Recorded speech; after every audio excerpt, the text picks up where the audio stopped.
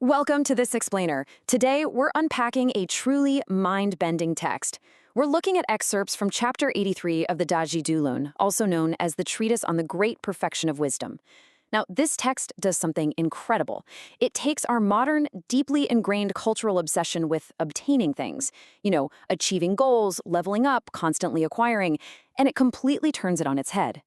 If you've ever felt totally exhausted by the constant need to acquire, whether we're talking material wealth, social status, or even spiritual milestones, well, this text offers a radical alternative. We're going to go on a bit of a journey of unlearning, essentially, stripping away our need to grasp so we can finally find some true clarity.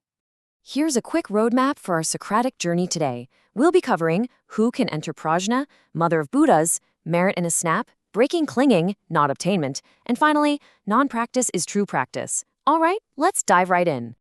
Section 1. Who can enter Prajna?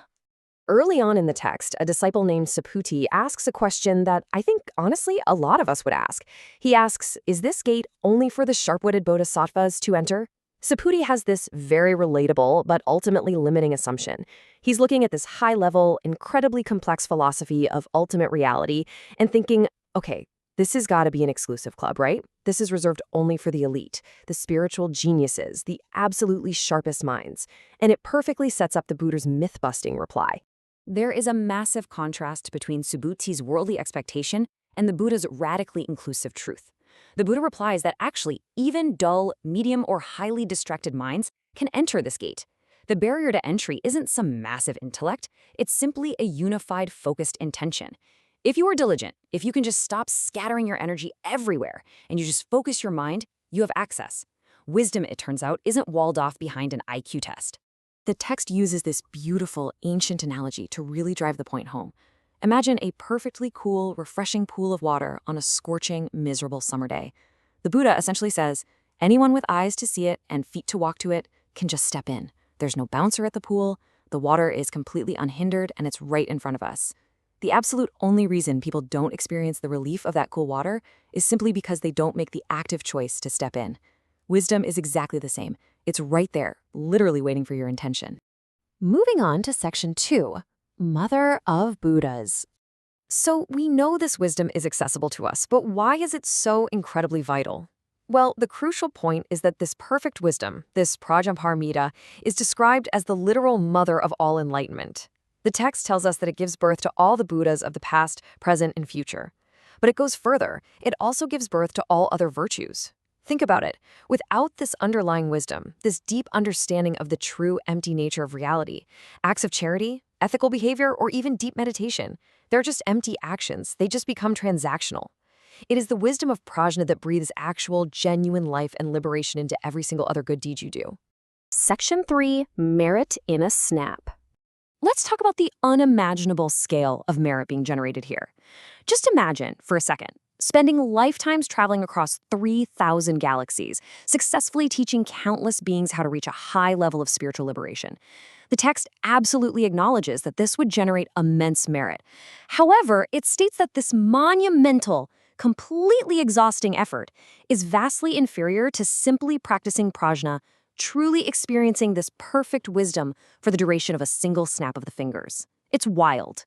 Just a tiny fraction of a second of true realization completely outweighs eons of external striving.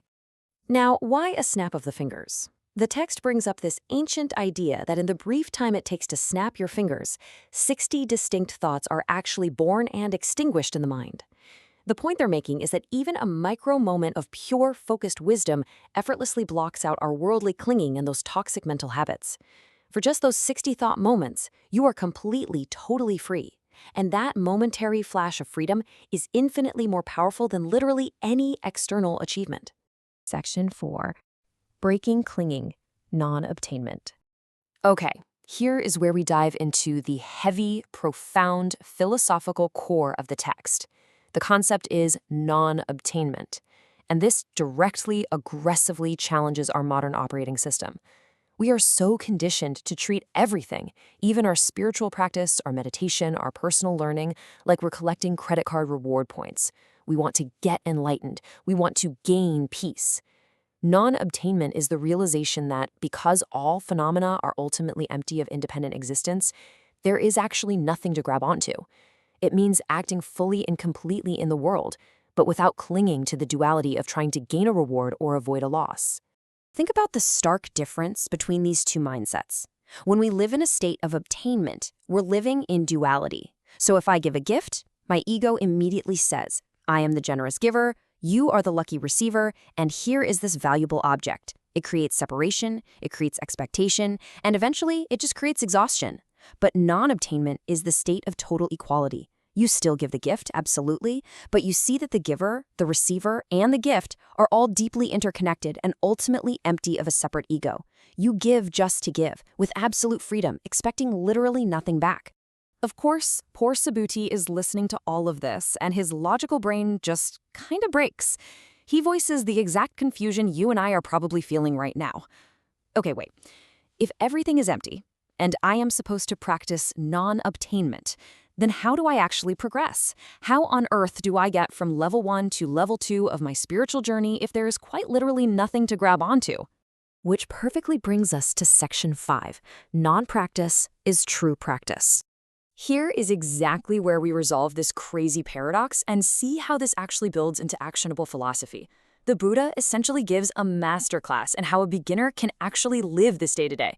You don't just stop acting, you completely change how you act. Step 1, you act purely through non-obtainment. Step 2, you practice extreme generosity and ethics, but you do it from that place of total equality we just talked about.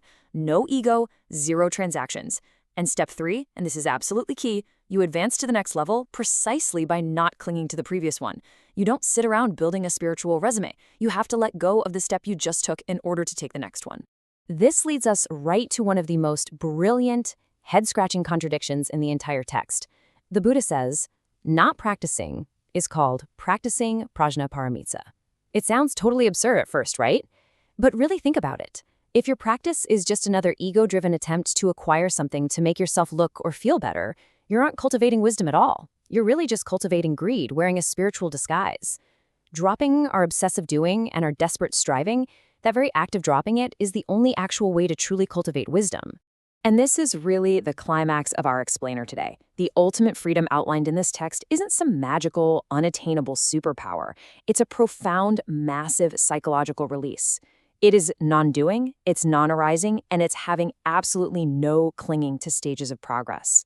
True spiritual progression happens precisely at the moment you stop desperately trying to progress.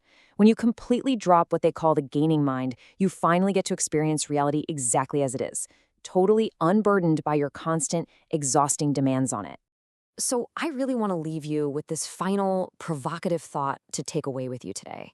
Just take a look at your own life. Look at your career, your relationships, your personal growth. If you stopped practicing life purely as a mechanism to obtain things, what kind of freedom could you experience right now, in this very moment? Sometimes it turns out giving up the desperate chase is actually the ultimate victory. Thank you so much for joining me to explore the really profound wisdom of the Dazi Dilan. I hope it brought you some clarity today.